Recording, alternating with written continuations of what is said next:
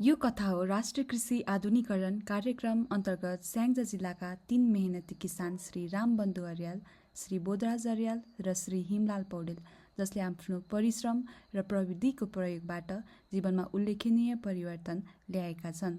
उहाँहरूले परम्परागत खेतीबाट आधुनिक प्रविधिमा रूपान्तरण गर्दै आफ्नो व्यवसायलाई दिगो र आम्दानीमुखी बनाएका छन्।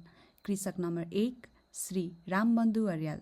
उहाँ विगत लामो समयदेखि सुन्तला व्यवसायमा आबद्ध र सोही व्यवसायलाई निरन्तरता दिई आफूलाई एक सफल कृषकका रूपमा उदाहरण दिन सफल हुनुभएको छ। उहाँले आफ्नो सानो स्तरबाट सुरु गरेको यो व्यवसाय अहिले अर्याल एग्रो फार्म एक व्यवसाय फार्ममा विस्तार भएको देख्न सकिन्छ।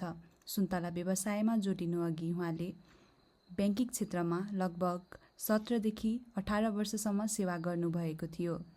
त्यसपश्चात आफ्नो बुवाले गर्दै आउनुभएको सुन्तला खेती प्रविधिबाट प्रेरित भई उहाँले व्यवसायलाई थप असल कृषि प्रयास र आधुनिक प्रविधिहरूको प्रयोगबाट लगभग 100वटा सुन्तलाका बोटलाई बढाएर अहिले 32 रोपनीको क्षेत्रफलमा विस्तार गर्न सफल हुनुभएको छ।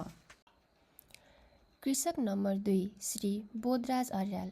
स्याङ्जा जिल्लाको पुतली बजार नगरपालिका 11 करेन्डाँडामा बसोबास गर्ने मेहनती कृषक श्री बोधराज अर्यालको कथा प्रेरणादायी कृषि यात्राको उदाहरण हो।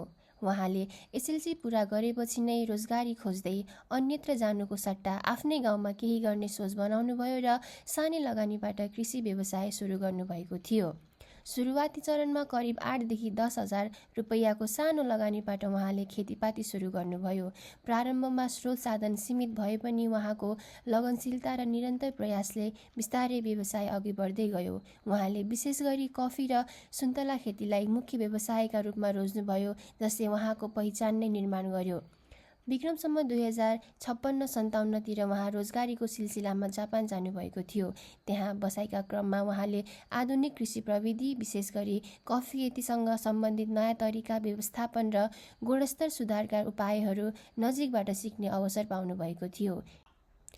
विदेशमा सिकेको ज्ञान र अनुभवलाई नेपाल फर्किएपछि व्यवहारमा उतार्ने दृढ सोचका साथ उहाँ स्वदेश फर्किनुभयो। नेपाल फर्किएपछि उहाँले जापानमा सिकेका प्रविधि र व्यवस्थापन प्रणालीलाई आफ्नो कफी तथा सुन्तला खेतीमा लागू गर्नुभयो। र यसैगरी हुनुहुन्छ कृषक नम्बर 3 हिमलाल पौडेल। स्याङ्जा जिल्लाको अर्जुन चौपारी गाउँपालिका 3 सिरिङ डाँडामा बसोबास गर्ने अग्रणी कृषक हिमलाल पौडेल कृषि उद्यमशीलताको उत्कृष्ट उदाहरण हुन्।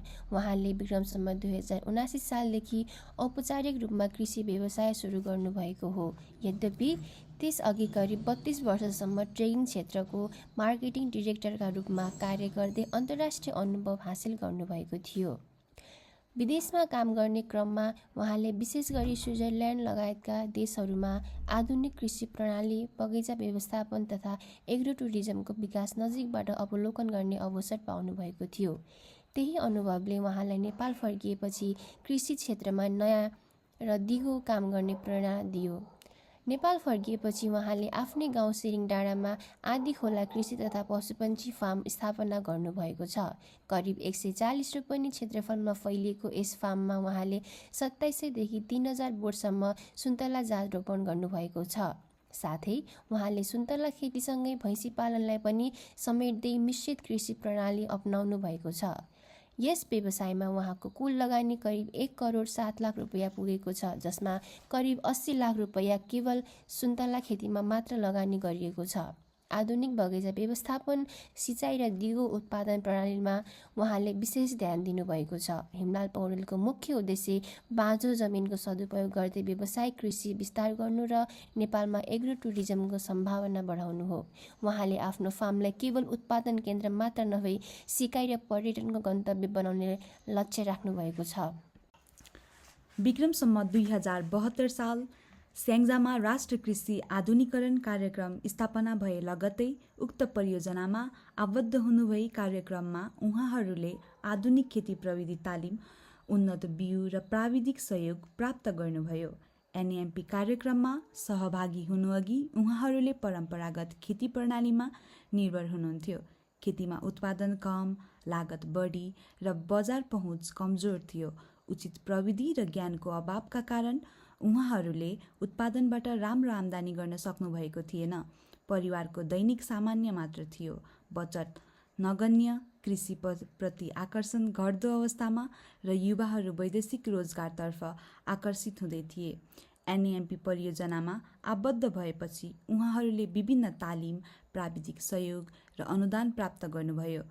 साथै आधुनिक कृषि प्रविधि, जैविक मल प्रयोग, कीट व्यवस्थापन र बजार व्यवस्थापन सम्बन्धी सिप सिक्नुभयो।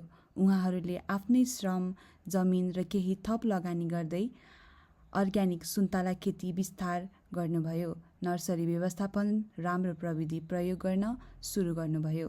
समूह तथा सहकारीसँग आबद्ध भई बजार पहुँच बढाउन सफल हुनुभएको छ। उत्पादन सङ्कलन र बिक्री प्रणाली स्थापित गर्नुभएको छ। यी प्रयासपछि उहाँहरूको उत्पादन उल्लेखनीय रूपमा बढेको छ, लागत घट्दै गएको छ र आम्दानी स्तर र बढ्दो हुँदै गएको पाइन सकिन्छ। अहिले वार्षिक रूपमा राम्रो आम्दानी गर्न सफल हुनुभएको छ।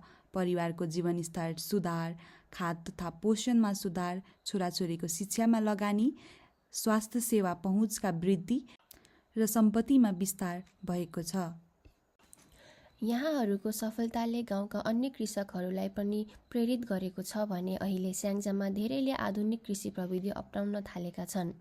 उहाँहरूको कामलाई स्थानीय स्तरमा प्रशंसा गरिएको छ, साथै उहाँहरू एक नमुना कृषकका रूपमा चिनिन थाल्नु भएको छ।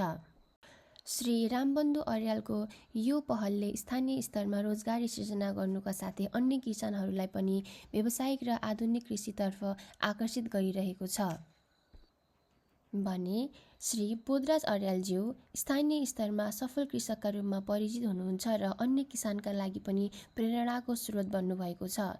यहाँको यात्रा देखाउँछ कि सानो लगानी, स्पष्ट लक्ष्य, विदेशबाट सिकेको सिप र निरन्तर मेहनतले कृषिमा पनि दिगो सफलता हासिल गर्न सकिन्छ। यसका साथै हिमलाल पौडेलको अनुभव, दृष्टि र लगानीले देखाउँछ कि सही योजना र दृढ इच्छाशक्तिका साथ कृषि क्षेत्रमा पनि ठूलो परिवर्तन सम्भव छ।